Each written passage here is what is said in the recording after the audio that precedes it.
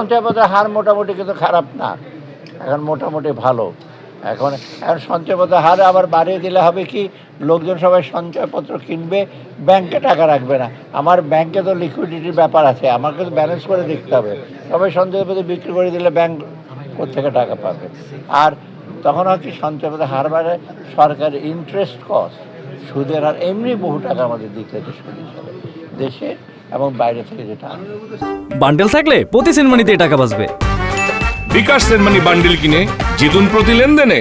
আর্থিক খাতের যে নানা রকম বিশেষ ব্যাংকিং খাতে, আপনি দেখেন ব্যাংকিং খাতে মোটামুটি কিন্তু এখন এই বাংলাদেশ ব্যাংকের সাথে যেগুলো খারাপ ব্যাংক আছে সেগুলো পুনর্বাসন করতে চেষ্টা করছে। ইসলামী ব্যাংক একটা বড় একটা এক্সাম্পল, সবচেয়ে বড় ব্যাংক ওটা প্রাইভেট সেক্টরে, ওটা কিন্তু আস্তে আস্তে ফিরে আসছে। অন্য অন্য ব্যাংকের জন্য একটা আইন হয়েছে, ব্যাংক রেজুলিউশন অ্যাক্ট। সেটা প্রথম এখানে শর্তটা হলো, যারা টাকা পয়সা জমা দিয়েছে বিভিন্ন ব্যাংকে, তাদের টাকা পয়সা সরকার ফেরত দেওয়ার জন্য অঙ্গীকারবদ্ধ, মানে কারো টাকা মার যাবে না। হয়তো সময় লাগতে পারে, এটা কোনো কোনো ব্যাংকে একেবারে হয়তো ব্যবসা ওটা নাই, সেগুলো একটু সময় লাগবে, ওটা হিসাব করা হচ্ছে। এবং আমরা কারিগরি সাহায্য নিচ্ছি কীভাবে অ্যাসেস করতে হয়, মূল্যায়ন করতে হয়, এইটা একটা। আর ব্যাংক খাতে আপনার রিসেন্টলি আপনি দেখবেন বাংলাদেশ ব্যাংক তো কিছু লিকুইডিটি প্রবলেম আছে। কিছুদিন আগে তো 52,000 কোটি টাকা দিল, এর আগে আমি 22,000 কোটি টাকা দিয়েছি, চেষ্টা করছি, কিন্তু এটা কিন্তু স্থায়ী সমাধান না। এটা সরকার অঙ্গীকারবদ্ধ যে টাকা পয়সাগুলো মার যাবে না, সময় লাগতে পারে, কারণ টাকা পয়সা নিয়ে চলে গেছে অনেকে। এরকম পৃথিবীর কোনো দেশে এরকম ঘটনা ঘটে নাই।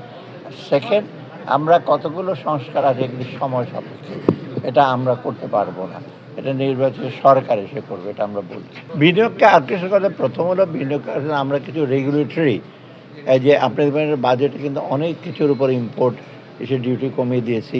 আপনি তো প্রায় 1,000টার মতো ইম্পোর্ট, এখন আবার ইউরোপ আমেরিকার ট্যারিফ দেবে, সেখানে ইম্পোর্ট ডিউটি আমাদের কমাতেই হয়েছে।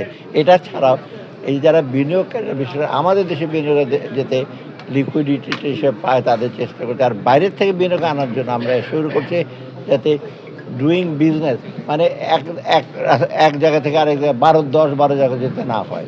মানে আপনার পরিবেশের ছাড়পত্র লাগে, ইভেন ট্রাফিকের যেখানে সেখানে ট্রাফিক পুলিশের লাগে, এয়ারপোর্টের কাছাকাছি হলে সিভিল এভিয়েশন ছাড়পত্র লাগে, অনেকগুলো নিয়মকানুন আছে। এগুলো আমরা চেষ্টা করি যথাসম্ভব একটা সেন্ট্রালাইজ করা আর কি।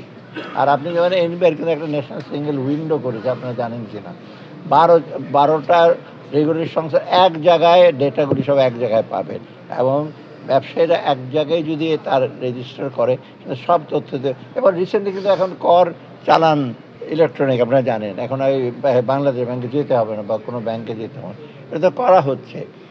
বিনিয়োগটা দীর্ঘদিন বাইরে থেকে বিনিয়োগ একটু সময় নেয়, করে ওরা যাচাই করে।